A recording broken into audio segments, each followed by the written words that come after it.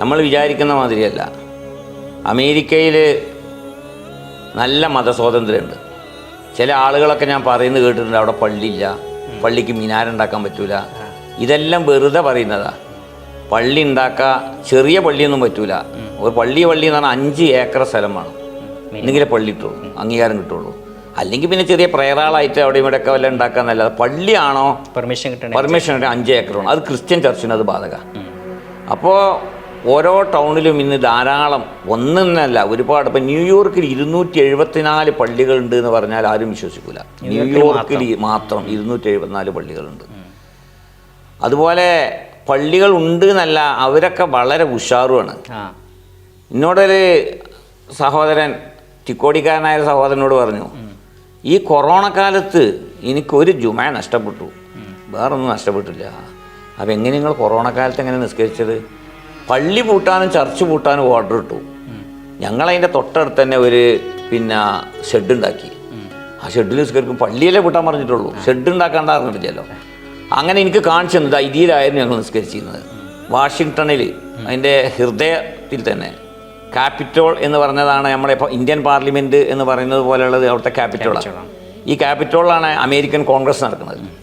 ഈ ക്യാപിറ്റോളിൽ ഒരു ജുമ നടക്കുന്നുണ്ട് എന്ന് പറഞ്ഞാൽ അത് നമുക്ക് ഇന്ത്യക്കാർക്ക് വിശ്വസിക്കാൻ കഴിയില്ല. കാരണം പാർലമെൻറ്റിൻ്റെ വെളിപ്പാടകലേ ഉണ്ടാവുള്ളൂ. അറിയാത്തൊരു കാര്യമാണ്. അതിൽ 60 ആളുകൾ ഉണ്ടാകാറുണ്ട്. 60-ൻ്റെ 50-ൻ്റെ ഇടയിൽ ജുമയ്ക്ക് ആളുകൾ ഉണ്ടാകുന്നത്. അതിൽ പങ്കെടുത്ത ഒരാളാണ് എന്നോട് പറഞ്ഞത്. അതുകൊണ്ട് എനിക്കത് വിശ്വസിക്കാതിരിക്കാൻ കഴിയില്ല. അതിൻ്റെ കാരണം എന്താണെന്ന് പറഞ്ഞാൽ, പഞ്ച് ചെയ്തിട്ടാണല്ലോ നമ്മൾ ഡ്യൂട്ടിക്ക് കിടക്കുക. ഡ്യൂട്ടിക്ക് കിടന്നാൽ പിന്നെ അവർക്ക് ഇന്ന് പുറത്തിറങ്ങാൻ പാടില്ല. എന്ത് അടിയന്തരമാണെങ്കിലും പുറത്തിറങ്ങാൻ പാടില്ല. അവരുടെ ഡ്യൂട്ടി കഴിഞ്ഞാൽ പുറത്തിറങ്ങാൻ പറ്റും. അപ്പോൾ പിന്നെ അവർക്ക് ജുമ വേണമല്ലോ.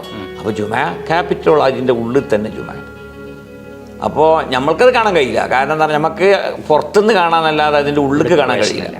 അതാണ് അവിടുത്തെ അമേരിക്കയിലെ ഏറ്റവും ഒരു ഹാർട്ട് ഓഫ് സിറ്റി എന്ന് തന്നെയാണ് പറയുന്നത്. ഏറ്റവും ഹിസ്റ്റോറിക്കൽ പ്ലേസാണ്. ഒരു പള്ളിയിൽ ചെന്നപ്പോൾ എനിക്ക് വളരെ സന്തോഷം തോന്നി. അവിടെ ഒരു വളരെ വെളുത്ത് മെലിഞ്ഞ് നീണ്ട ഒരാൾ താടിയൊക്കെ വെച്ചിട്ട് അദ്ദേഹവുമായി സംസാരിച്ചു. അപ്പോൾ അദ്ദേഹം എന്നോട് പറഞ്ഞു, ഇത് കാലിഫോർണിയ ഭാഗത്താണ്. ന്യൂയോർക്കിൽ പോകുമ്പോൾ എൻ്റെ മക്കളുണ്ട്, എൻ്റെ 3 മക്കളും ഹാഫിലിങ്ങളാണ്. അവരവിടെ പള്ളിയിൽ ജോലി ചെയ്യുകയാണ്. അപ്പോൾ എനിക്കിപ്പോൾ അതങ്ങനെ സാധിക്കൊന്നുമില്ല. എന്നാലും ഞാൻ ആന്ന് പറഞ്ഞ്, ഇയാളെപ്പറ്റി പിന്നീട് കേട്ടത് ഇദ്ദേഹം ഒരു യഹൂദിയായിരുന്നു, ഇസ്ലാമിലേക്ക് കടന്നു വന്ന ആളാണ്. അപ്പോൾ അതുകൊണ്ട് അയാളിപ്പോൾ എന്താ ചെയ്യണതെന്ന് പറഞ്ഞാൽ നല്ലൊരു പണിയാണ് ചെയ്യണത്. മൂപ്പർക്ക് നല്ല സർഫിങ് അറിയാം, കടൽയാനം അറിയാം. അപ്പോൾ കുട്ടികളെ പള്ളിക്ക് വരുത്താൻ വേണ്ടി മൂപ്പരെന്താ ചെയ്യണേ, കുട്ടികൾക്കൊക്കെ സർഫിങ് പഠിപ്പിച്ചു കൊടുക്കും. കടലിലുള്ള കടൽയാനം പഠിപ്പിച്ചു കൊടുക്കും. അപ്പോൾ ശരിക്ക് നോക്കിയാൽ നമ്മളെ നാട്ടിലുള്ളതിനേക്കാൾ അവിടുത്തെ ആളുകൾ മതബോധമുള്ളവരാണ്. മുസ്ലിങ്ങൾ എന്ന് പറഞ്ഞാൽ ഇന്ത്യക്കാരെന്ന് അർത്ഥം വെക്കരുത്. ഇന്ത്യക്കാർ വളരെ കുറവേ ഉള്ളൂ. കൂടുതലും പാകിസ്ഥാനികൾ, ബംഗാളികൾ, തുനേഷ്യ, അതുപോലെ അറബൻ കൺട്രീസ് എന്ന ലിബിയ, ലബനാൻ, ആ പറഞ്ഞ ഭാഗത്തു നിന്നുള്ള ആളുകളൊക്കെ ഉണ്ട്. പിന്നെ അമേരിക്കയിലുള്ള മറ്റൊരു വലിയ പ്രത്യേകത പറഞ്ഞാൽ അവിടെ ഒരുപാട് ചർച്ചുകൾ പള്ളിയാക്കി മാറ്റിയിട്ടുണ്ട്. പള്ളിയാക്കി മാറ്റിയിട്ടുണ്ടെന്ന് പറഞ്ഞാൽ ചരിത്രം നമ്മൾ മനസ്സിലാക്കാതെ നാളുകളിലത് വികലമായി ചിത്രീകരിക്കും.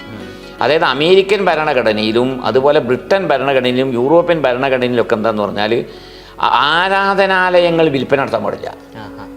ആരാധനാലയങ്ങൾ മറ്റൊരു വിഭാഗം ആളുകളുടെ ആരാധനാലയമായി കൺവെർട്ട് ചെയ്യുന്നതിന് വിരോധമല്ല. ആ ആനുകൂല്യം ഉപയോഗപ്പെടുത്തിക്കൊണ്ടാണെന്ന് UK കഴിഞ്ഞ 5 വർഷത്തിനിടയിൽ 650 ചർച്ചുകൾ ഇന്ന് പള്ളിയാക്കി മാറ്റിയിട്ടുണ്ട്. നടന്നതാണ്. പൈസ കൊടുത്തിട്ടാണ് വാങ്ങുന്നത്. ആ പൈസ കൊടുത്തല്ല, വെറുതെ കൊടുക്കുന്നതല്ല. പിന്നെ അവിടെ എന്ന് പറഞ്ഞാൽ നമ്മൾ വിചാരിച്ച മാതിരിയല്ല. ചില ചർച്ചുകളിൽ ജുമ നടക്കുന്നുണ്ട്. ഇതൊന്നും പറഞ്ഞാൽ ആളുകൾ വിശ്വസിക്കൂല. ഞായറാഴ്ച ചർച്ചാണ്, വെള്ളിയാഴ്ച ജുമയാണ്. അപ്പം അത്രയും സൗഹാർദ്ദത്തിലാണ്.